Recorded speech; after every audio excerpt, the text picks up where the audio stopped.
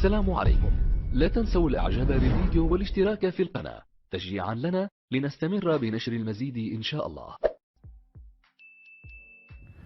السلام عليكم، معكم مسوكوشاء من ولاية بنزرت تونس.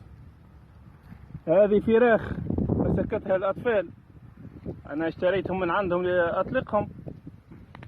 كما تلاحظون أنثى الخضري، هاهي أنثى الخضري الآن بيضها وفراخها في الطبيعة أكيد. هذه الأنثى لونها باهت، ليس أصفر قاتم عكس الذكر، نجدها رمادية في الرأس من فوق.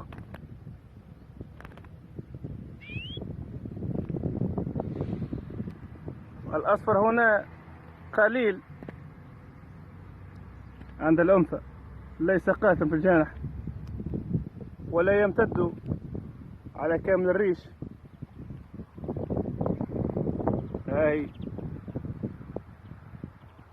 هذا فرخ الخضري، أنثى هي كذلك.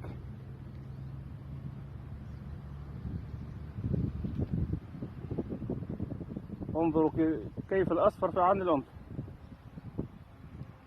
قصير ولونه يكاد يميل الأبيض. هذه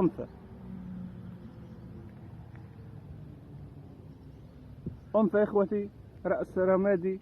الذكر يمتاز بمرقط بالأصفر قليل. الذكر، الأنثى رمادية، حتى الصدر باهت. فرخ صغير جدا هذا،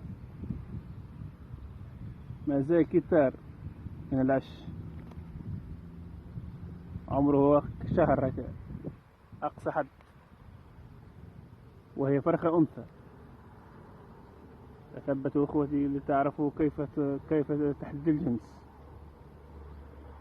جنس لتائر الخضري. الذكر كما قلنا الأصفر كثير هنا وقاتم، الأنثى يكاد يميل الأبيض. الذيل متشابه عند الأنثى والذكر،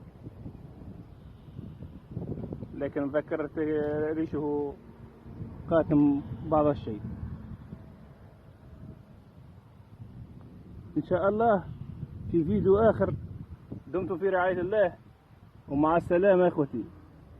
طير مع الطائر. انظروا كيف